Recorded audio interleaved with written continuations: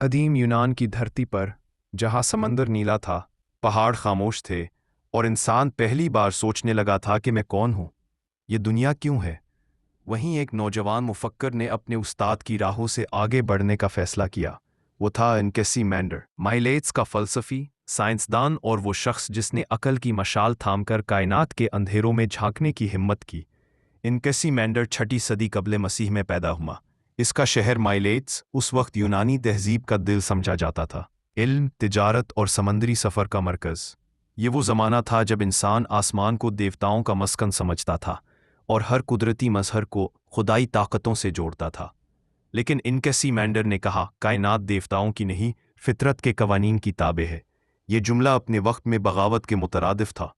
اس کا ماننا تھا کہ دنیا کی بنیاد کسی ایک مادی شے جیسے پانی، آگ یا ہوا پر نہیں، بلکہ ایک لامحدود اور ابدی مادے پر ہے، جسے اس نے نام دیا اپیرون۔ اپیرون یعنی وہ جو حد سے آپیرون کوئی مادی شے نہیں تھی، بلکہ ایک نظریاتی جوہر، ایک ایسا بے رنگ بے شکل وجود جس سے ساری کائنات نے جنم لیا۔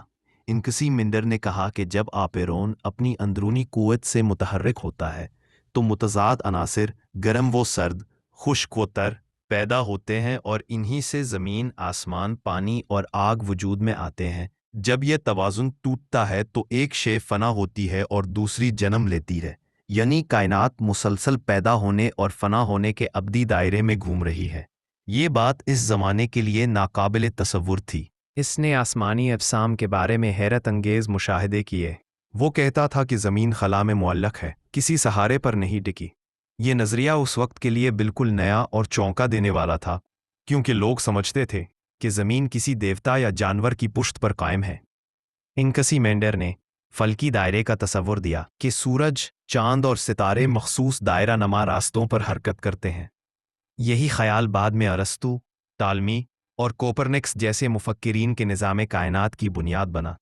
لیکن شاید انکسیمینڈر کا سب سے جرأت مندانہ نظریہ زندگی کے آغاز سے متعلق تھا۔ اس نے کہا، زندگی سمندروں میں پیدا ہوئی، جہاں حرارت اور نمی نے پہلی بار حرکت پیدا کی، پھر یہ جاندار وقت کے ساتھ زمین پر آئے۔ یہ نظریہ دراصل ارتقاء، ایوولوشن کا ابتدائی تصور تھا، اور اس نے یہ بات 2500 سال پہلے کہی، جب نہ کوئی مائکروسکوپ تھا، نہ حیاتیات کا علم۔ یہاں وہ صرف فلسفی نہیں، مستقبل کا سائنسدان بن جاتا ہے۔ وہ انسان کو یہ احساس دلاتا ہے کہ زندگی جامد نہیں، بلکہ مسلسل تبدیلی اور ارتقاء کا نام ہے۔ انکسیمینڈر نے اخلاقیات پر بھی بات کی۔ اس کے مطابق کائنات ایک انصاف کا نظام رکھتی ہے۔ جب کوئی شے اپنی حد سے بڑھ جاتی ہے تو قدرت اسے فنا کر دیتی ہے تاکہ توازن بحال رہے، یعنی قدرت ہر وجود سے اس کے عمل کا حساب لیتی ہے۔ یہ فلسفہ بعد میں نیچرل لا کے تصور کی بنیاد بنا۔ یوں انکسیمینڈر نے انسان کو یہ سکھایا کہ فطرت کا مطالعہ صرف عقیدے سے نہیں، بلکہ عقل، مشاہدے اور منطق سے کیا جائے۔ وہ ہمیں یہ بھی سکھاتا ہے کہ کائنات جامد نہیں بلکہ ہمیشہ رواں ہے، اور ہم بھی اسی لامحدود دائرے کا ایک چھوٹا سا حصہ ہے۔ قدیم مورخ دیوجینس نے لکھا کہ انکسیمینڈر اپنی زندگی تحقیق، مشاہدے اور تحریر میں گزارتا تھا۔ اس نے کتاب لکھی، شاید یونان کی سب سے پہلی فلسفیانہ تحریر، جس کا نام بھی آن نیچر، فطرت کے بارے میں کا۔ اگرچہ یہ کتاب اب موجود نہیں، مگر اس کے اقتباسات ارسطو اور تھیوفراسٹس کے ذریعے ہم تک پہنچے۔ انکسیمینڈر کی موت 546 قبل مسیح کے قریب ہوئی، مگر اس کے خیالات آج بھی زندہ ہیں۔ اس نے ہمیں یہ سکھایا کہ سوچنا عبادت ہے، سوال کرنا علم ہے، اور تلاش کرنا انسان کی فطرت۔